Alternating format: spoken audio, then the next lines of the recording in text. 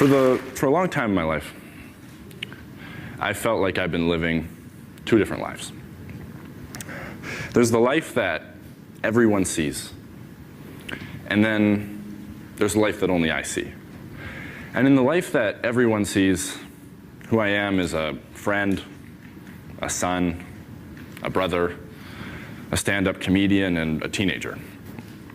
That's the life everyone sees. If you were asked my friends and family to describe me, that's what they would tell you. And that's a huge part of me. That is who I am. And if you're asked me to describe myself, I'd probably say some of those same things. And I wouldn't be lying, but I wouldn't totally be telling you the truth either. Because the truth is, that's just the life everyone else sees. In the life that only I see, who I am, who I really am, is someone who struggles intensely with depression. I have for the last 6 years of my life, and I continue to every day. Now, for someone who has never experienced depression or doesn't really know what that means, that might surprise them to hear, because there's a pretty popular misconception that depression is just being sad when something in your life goes wrong. When you break up with your girlfriend, when you lose a loved one, when you don't get the job you wanted. But that's sadness. That's a natural thing. That's a natural human emotion. Real depression isn't being sad when something in your life goes wrong.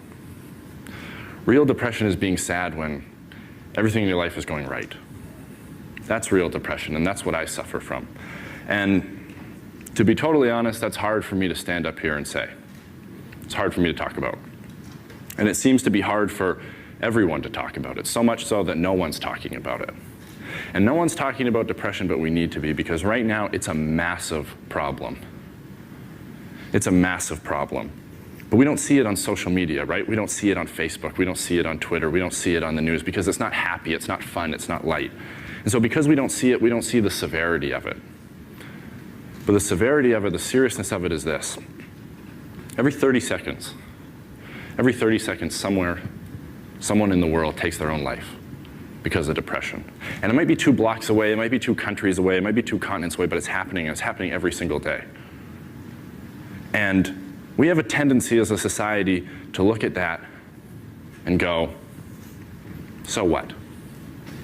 So what? We look at that and we go, that's your problem, that's their problem. We say we're sad and we say we're sorry, but we also say, so what? Well, 2 years ago was my problem. Because I sat on the edge of my bed, where I'd sat a million times before, and I was suicidal. I was suicidal. And if you were to look at my life on the surface, you wouldn't see a kid who was suicidal. You'd see a kid who was the captain of his basketball team, the drama and theater student of the year, the English student of the year, someone who was consistently on the honor roll and consistently at every party. So you would say I wasn't depressed, you would say I wasn't suicidal, but you'd be wrong. You'd be wrong. So I sat there that night beside a bottle of pills with a pen and paper in my hand, and I thought about taking my own life, and I came this close to doing it. I came this close to doing it. And I didn't. So that makes me one of the lucky ones, one of the people who gets to step out on the ledge and look down but not jump. One of the lucky ones who survives. Well, I survived, and that just leaves me with my story, and my story is this. In 4 simple words, I suffer from depression. I suffer from depression. And for a long time, I think I was living 2 totally different lives, where one person was always afraid of the other. I was afraid that people would see me for who I really was, that I wasn't the perfect popular kid in high school everyone thought I was, that beneath my smile there was struggle, and beneath my light there was dark, and beneath my big personality just hid even bigger pain. See, some people might fear girls not liking them back, some people might fear sharks, some people might fear death, but for me, for a large part of my life, I feared myself. I feared my truth, I feared my honesty, I feared my vulnerability, and that fear made me feel like I was forced into a corner. Where I was forced into a corner and there was only one way out. And so I thought about that way every single day. I thought about it every single day, and if I'm being totally honest standing here, I've thought about it again since, because that's the sickness. That's the struggle. That's depression. And depression isn't chicken pox. You don't beat it once and it's gone forever. It's something you live with. It's something you live in. It's the roommate you can't kick out. It's the voice you can't ignore. It's the feelings you can't seem to escape. And the scariest part is that after a while, you become numb to it. It becomes normal for you. And what you really fear the most isn't the suffering inside of you. It's the stigma inside of others. It's the shame. It's the embarrassment. It's the disapproving look on a friend's face. It's the whispers in the hallway that you're weak. It's the comments that you're crazy. That's what keeps you from getting help. That's what makes you hold it in and hide it. It's the stigma. So you hold it in and you hide it, and you hold it in and you hide it. And even though it's keeping you in bed every day and it's making your life feel empty no matter how much you try and fill it, you hide it because the stigma in our society around depression is very real. It's very real. And if you think that it isn't, ask yourself this. Would you rather make your next Facebook status say you're having a tough time getting out of bed because you hurt your back? Or you're having a tough time getting out of bed every morning because you're depressed? That's the stigma. Because unfortunately, we live in a world where if you break your arm, everyone runs over to sign your cast. But if you tell people you're depressed, everyone runs the other way. That's the stigma. We are so accepting of any body part breaking down other than our brains. And that's ignorance. That's pure ignorance. And that ignorance has created a world that doesn't understand depression, that doesn't understand mental health.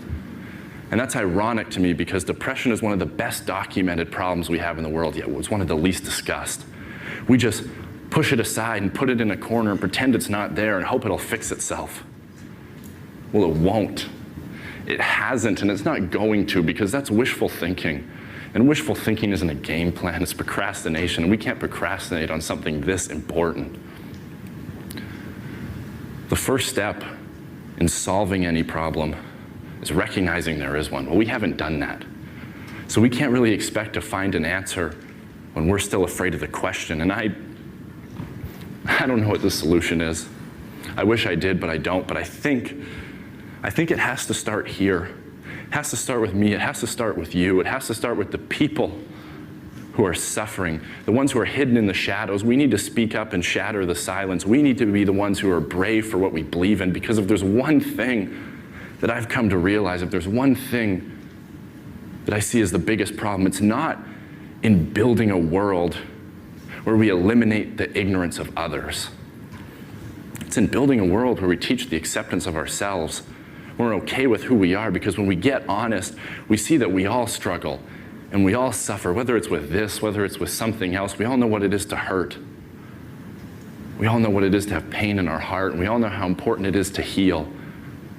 But right now, depression is society's deep cut that we're content to put a Band-Aid over and pretend it's not there. Well, it is there.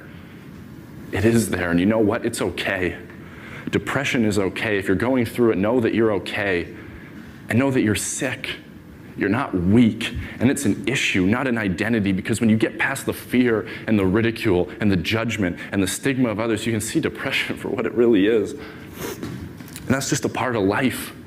Just a part of life. And as much as I hate some of the places, some of the parts of my life depression has dragged me down to, in a lot of ways I'm grateful for it. Because yeah, it's put me in the valleys, but only to show me there's peaks. And yeah, it's dragged me through the dark, but only to remind me there is light.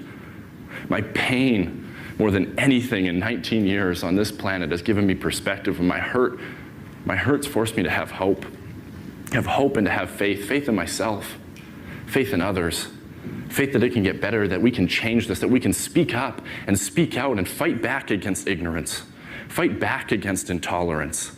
And more than anything, learn to love ourselves.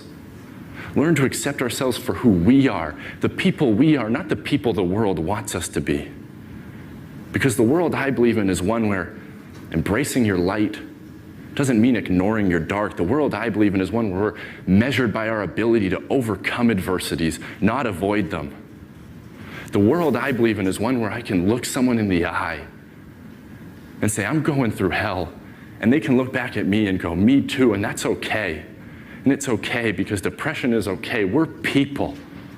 We're people, and we struggle, and we suffer, and we bleed, and we cry. And if you think that true strength means never showing any weakness, then I'm here to tell you, you're wrong. You're wrong because it's the opposite. We're people, and we have problems. We're not perfect, and that's okay. So we need to stop the ignorance, stop the intolerance, stop the stigma, and stop the silence. And we need to take away the taboos. Take a look at the truth and start talking. Because the only way we're going to beat a problem that people are battling alone is by standing strong together. By standing strong together. And I believe that we can. I believe that we can. Thank you guys so much. This is a dream come true. Thank you. Thank you.